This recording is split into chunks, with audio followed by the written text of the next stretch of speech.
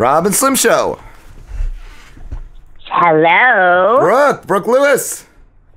Hi, guys. Hey, how's it going? Hold on, I got my headphones backwards, just coming back from break. How you doing? Good. How are you? Good. Pretty good. Hollywood actress, are you from Philly and you're in LA now, correct?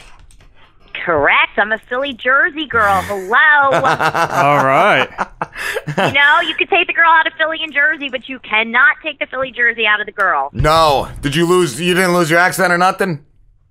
I did. I worked so hard, you guys, between New York and LA, taking speech classes to get rid of that, like, I'm going down the shore, but it comes in handy. Can I just tell you, like, for example, I know we'll talk, but like Half New Year, the film that Drew McEnany, Drew and Connie that we just did, yeah. I play Pam DeLuca from South Philly and Jersey. So There you go. Perfect.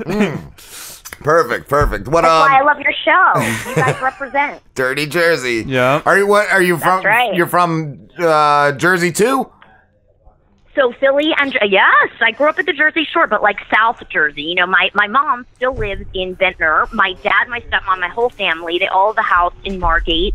And I still, whenever I come back in the summer, I still go down the shore. Yeah. Nice. Yeah. Yeah, we're I spent a lot of time in North Jersey too. We're by LBI. I'm from North. I'm from Bergen County. And Bergen. What's it? Paramus Plaza. Paramus Park. Yep. Whatever it's called. The mall. I know well. The mall.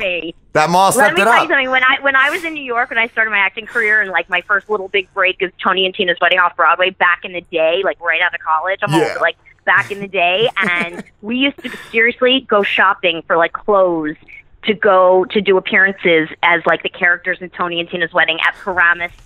What was it? Paramus Park. Right? Yeah, Paramus Mall. Yeah, Yep. exactly. Yeah. Totally. It's right by the Parkway too, right? Or is it the Parkway or the Turnpike? Paramus Park. Yes. Right. Yeah. Paramus Parkway. Exit's right. Yep. Right by the Parkway. Yep. So funny. Do you ever come? You said you come back out here? I do. I get back a lot to see my family and friends, and I do still get back for work. More to New York, you know, and some of my biggest projects to date, even after moving to LA, you know, I moved to LA 15 years ago now from New York, but some of my best projects to date, I still would go back and work, like I Murders, which is, you know, a big thriller I did with Robbie Bryan wrote and directed, and I starred in that with Tony Todd's Candyman and Gabrielle Anwar from Burn Notice and Scent of a Woman and William Forsythe, Frank Grillo, Margaret Collins from Independence Day. I mean, killer cast and crew. And I went back and stayed in New York and like Hoboken for about a month. You know, now going on our 10-year anniversary, actually. It's a big shout out to our 10-year anniversary of IMERS, but I will still go back whenever I can. If I get hired for a film, I'm there. Yeah. How long have you been acting for? Yeah. You said, how long? I'm sorry. I've been acting forever. I started acting in high school. I started doing musical theater in Philly and Jersey. And then, you know what's so funny, you guys? You'll love this. I did a show right out of college, so we're talking a long time ago now, in Red Bank, New Jersey. Wow. Cool. I love Red Bank. It's a nice town. It's cute. It's a cool little town. A little theater. Yeah, yes. It was so much fun. Is it Count Basie Theater? Which one? Was it the Count Basie? Maybe. I don't remember that. Probably. Is that a big theater there? Yeah, I think that's I know I saw Louis Black perform there back in the day. Like, yeah, that's pretty much where everything goes down, I think, in Red Bank. You said Red Bank is... This is like 15 years ago, so it's a long time ago. You said it's cute. You said Red Bank is cute, right? It was cute. Yeah, that's like the perfect, like... They got like the cobblestone, I think, roads and stuff. Like, it's like this quaint little cool town. Like, I was going to say, it's like a perfect description of Red Bank. Yeah, it is. It is a cute little town. Totally. Exactly what you said, like quaint. Like kind of like the areas outside of Philly, too, like New Hope and that stuff, like very quaint. Exactly. Not LA. Yeah. Oh, no. Very not LA. So, yeah, but I've been out here for 15 years. I've been acting and doing musical. I started in musical theater. My first break, like I said, was Tony and Tina's Wedding off Broadway in New York. Yeah. Back in the day. So, I mean, I'm dating myself. Like, I'm 40. But, like, so, I mean, I was doing the show when it was hot in New York off Broadway with everybody from the Howard Stern show and Stuttering John. I know you guys are younger than I am, but that was like the hot ticket in town. I'm 40. Slim's what? 30. 29. Oh my God, I didn't know you. Yeah, no, I'm a kid. He doesn't age well. He looks. Glenn, you're a baby.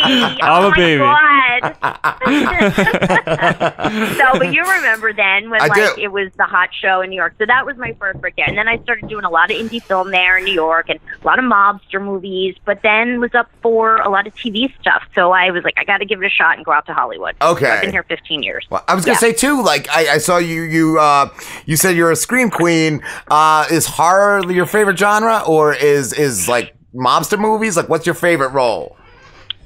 Probably both, but I will say this, that in any profession, so for all your listeners, like, we can joke all day, but I get very serious, and I'm a smart cookie too. Like, for anybody listening, when you work so hard for something, whatever it is, you guys on your show, like a actors out there, writers, directors, any business, right, any industry. So when you work so hard for something, and you kind of get to a point in your life, and I think it was really when I turned probably 30 that I went, okay, I'm going to kind of stop pounding the pavement so much and embrace what comes to me. And I swear to God, guys, like, I was a horror fan growing up. I never woke up as a little girl and went, I dream one day to be a scream queen, a famous scream queen, However, I did love horror films. I was an 80s horror junkie, and I loved Elvira. And so I always enjoyed the darker side of things. And so we did this one, Ken Del Vecchio and I, back in New York. I mean, we did this one film that we packaged, this low-budget horror thriller.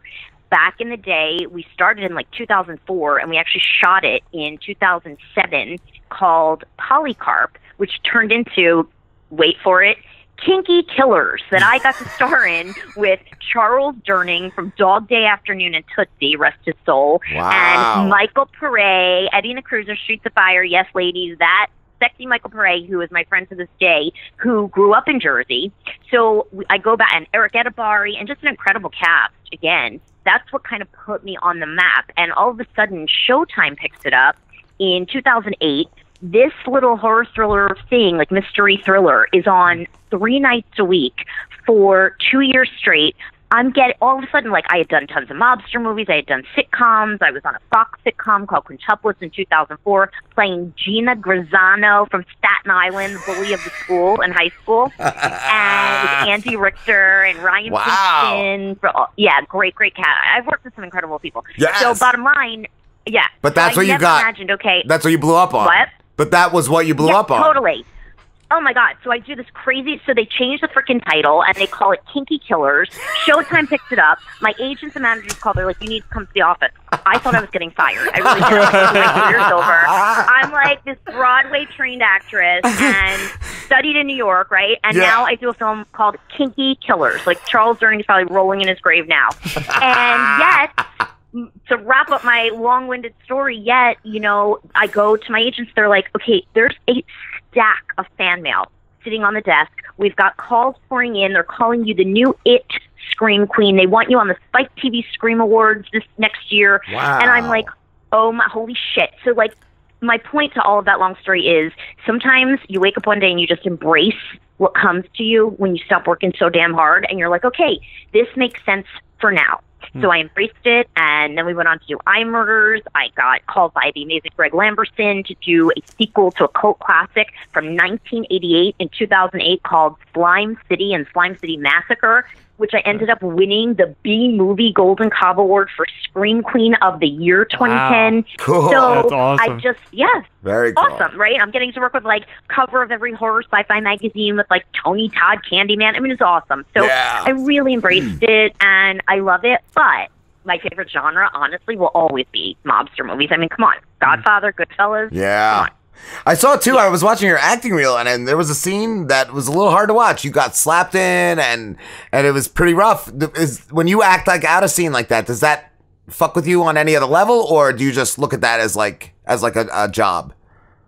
I love that question. It's a job, no matter what you do, whether you're having a sex scene, whether you're getting slapped in the face, it's always a job. For me as a professional, it's always about the work. But second part to answer is, of course it fucks with you mentally. Absolutely. And especially for, real actors who choose to get down and dirty in their craft and what they do, and I certainly do, I get really in it, and I want it to be real. I mean, that was actually a conversation with my director on Sprinkles you're referring to, which actually won me, at this point, like 20 Best Actress Awards over the last few years, and that was this short film, which we are actually doing a deal right now with 13horror.com, which you guys will see. So everybody who will follow me, you'll see I'll promote it once it goes out for distribution, and they're with the BBC in the UK, so you'll be able to finally see it. But that was a short film that really was an incredible honor, and it was dark, like you said. I'll send you guys the link. You can watch the whole 10-minute. Yeah, I only watched a clip, and it was hard to watch. It was tough.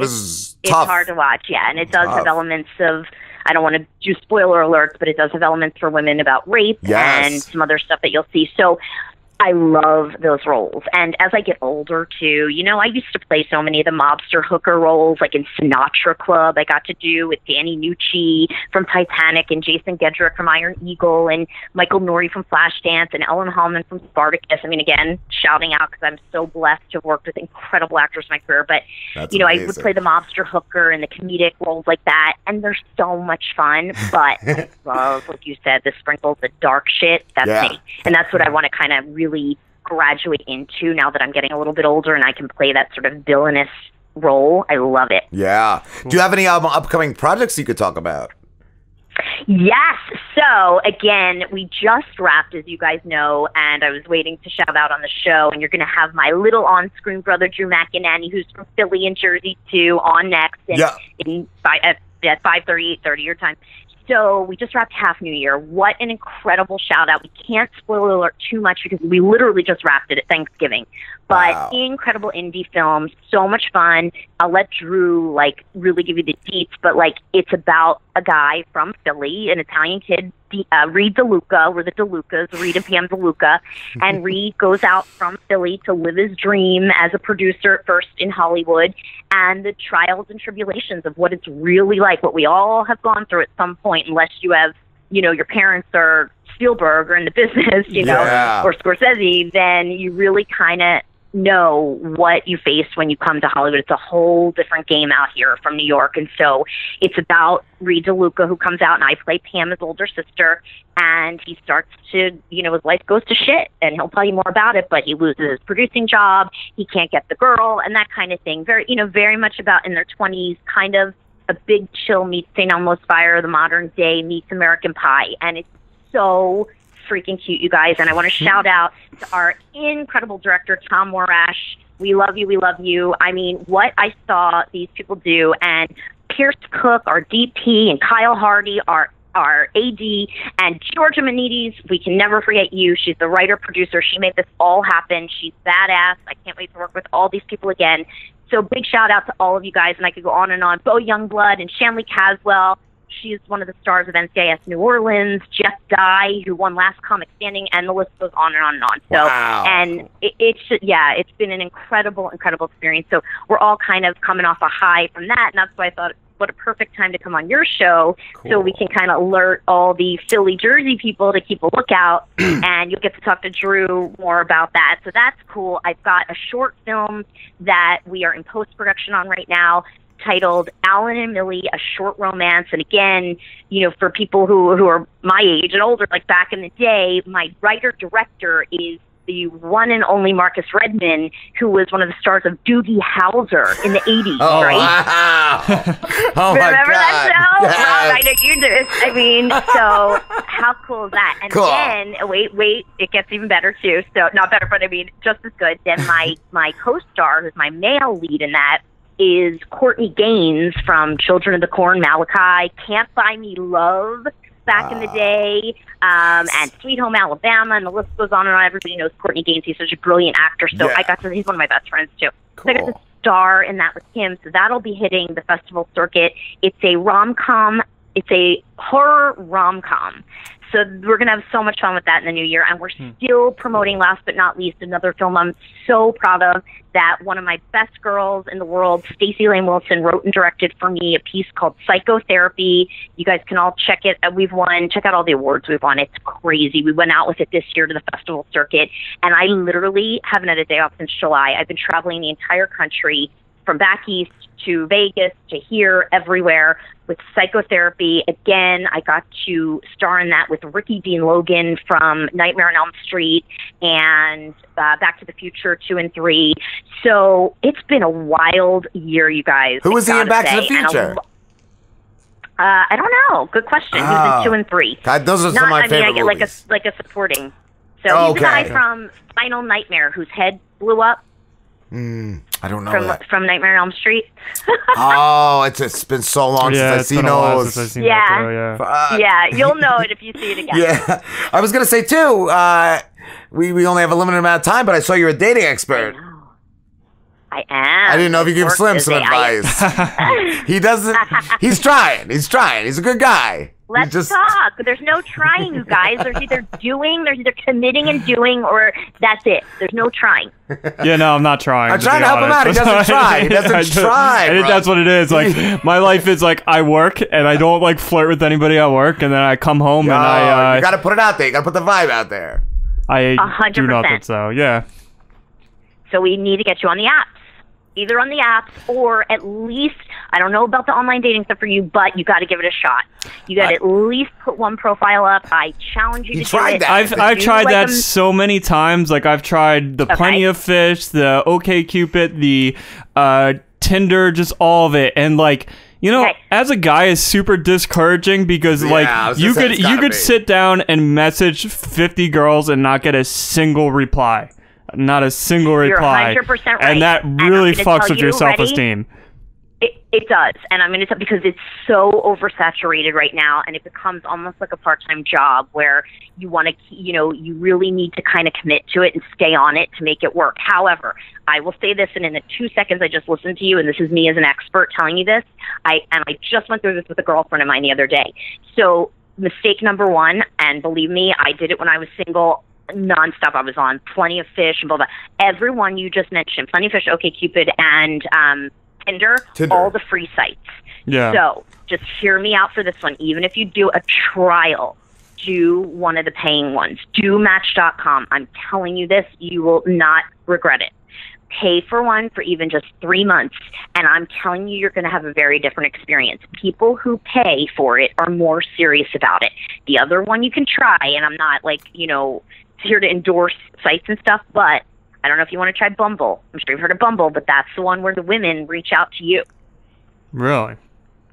Yeah, look at that. You see that? Yeah, no, because I said really, but my actual thought was, yeah, then I'm just going to feel even more shitty when like 2 weeks pass by and nobody reaches out to me. You're going to have the bronze lining up for you. You're having like fucking fraud. I don't know, like I never, like I had the thought about the pay sites being better for a little bit, but then I was like, if you're paying for it, like, because this is my thought, and obviously from what you're saying, this isn't the truth, but thinking of it in this perspective, when there's all those free sites out there, it's like if a girl's paying for this, then she's really desperate. Like that was always my thought.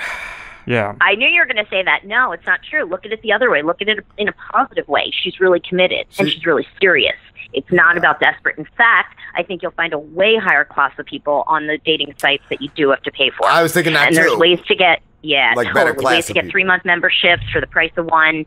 Trust me on this. Give it a shot. It will be so worth it. And then the other one, I would say also one of my big tips, is simple, nothing's rocket science, like meetup groups if you have interests in your area. And I know you work a lot, and trust me, I get it. I was the same way, and so it's really just worth committing to. And here's the other thing, because I heard you say, you'll get so discouraged and you'll feel like shit. No, here's my best advice to you in such a short time, and I'm sure we'll talk again, and I can give you better advice than any of the listeners as well. We could come on even if you want in the new year and do like a whole dating episode, but I want to say this to you. Don't personalize it. That is the biggest mistake we all do, and it's hard not to. It's just like me as an actress. I got to go in for 9 movie auditions before I book one, and I feel rejected and dejected, and I feel like shit, but I got to keep going because it's something I really love and something I'm committed to, right?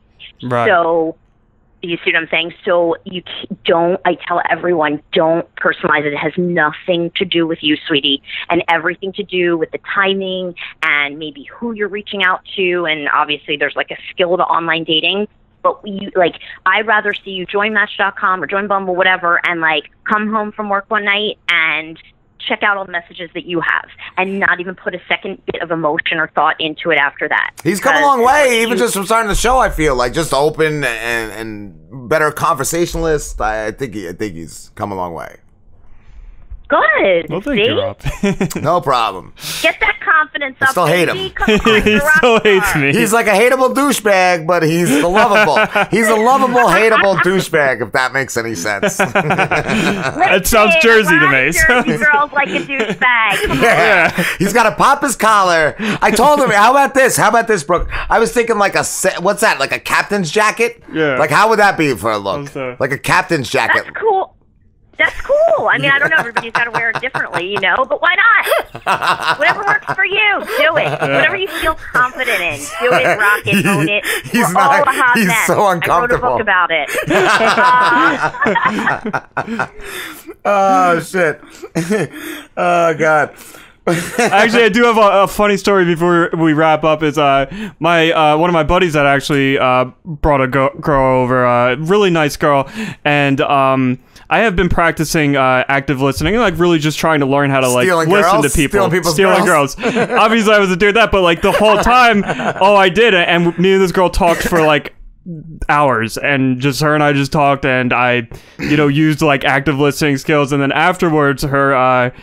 My buddy told me the next day, he's like, my friend Melissa really liked you. She said you're the only guy that didn't look at her tits the whole time you were talking to her. Why weren't you looking at her tits, bro? I'm like, I don't know. Is that why I mess up? Because Wait, the real skill comes when you can do both at the same time, dude. Right, that's what it is. And then, like, my first thought was, I guess that's why I'm not getting laid. I got to start looking at their tits instead of their eyes. But I love the active listening. All kidding aside, that's genius. Yeah, it's amazing. Active listening is great. Get listening. Yeah. Mm-hmm. Brooke, I wanted to ask too, what charities do you work with? Oh, I'm so glad you asked. Thank you so much for doing that. So I am super, super into charity and give back, especially at the holiday season. I think it's really important to use whatever celebrity we have, whatever notoriety we have that, can help use my voice in any way I can to help others. So one that I'm super excited about, and I think I was tweeting this with you guys on the DM, so Friday, I'm going down to the Los Angeles Mission. This is something I do almost every Thanksgiving and every Christmas that I stay in town. And like the day before, we do a Skid Row Feed the Homeless. And I'm talking, you guys, this homeless population here in LA is out of control. I heard sunshine. I heard people can work crazy. like 40 hours a week and still be homeless out there. That is the truth. You can still live in like a lean-to. It's the truth. So, but I'm doing the Skid Row Feed the Homeless at the Mission, which is so exciting. And I got invited back, and the celebrity guest list is off the chain. Like Pharrell. So I'm going to be there, serving food and hosting with Pharrell and Derek Fisher, and for all the Real Housewives fans out there, Lisa Rinna and Harry Hamlin, and the list goes on and on. I'm so excited. Another big, big shout out. I'm very active in a lot of breast cancer charities. So I was one of the co-captains of the Horror Starlets for Bowling for Boobies team. I do Babes for Boobs every year with all the reality stars here. Very important to me, and big shout out to, I am a blessed celebrity ambassador for Breaking the Chains Foundation. Deborah Hopkins has an organization that is amazing where they incorporate people who have body image issues, people who have eating disorders, people who have battled with their body and weight, and they incorporate art in order to help, whether it's dance, music, painting, films, in order to help, create a healthy space for people and a lot of young girls and women who have eating disorders, especially here in Hollywood. So I am a celebrity ambassador for that foundation, and I'm super excited to do more work with them in the new year. So a lot of good stuff going on. Cool. Awesome. That's awesome. Brooke, we have to wrap this up, but thank you so much for talking to us. And where can everybody find you? Love it. Thank you guys so much for having me on. It was so much fun. Everybody follow me. BrookeLewis.com is my press site. Check me out on IMDb. I am always on Twitter at BrookeLewisLA. Same thing, Instagram at BrookeLewisLA, and Facebook fan page at BrookeLewisLA. Thank you guys again. Happy holidays. Merry Christmas. Happy Hanukkah, everybody. Back in Philly and Jersey. And we'll talk again in the new year. Awesome. Thank you, Brooke. Thank you, guys. Great job. Yep. Have a good one, Brooke. Have a good one. Ciao. Have fun.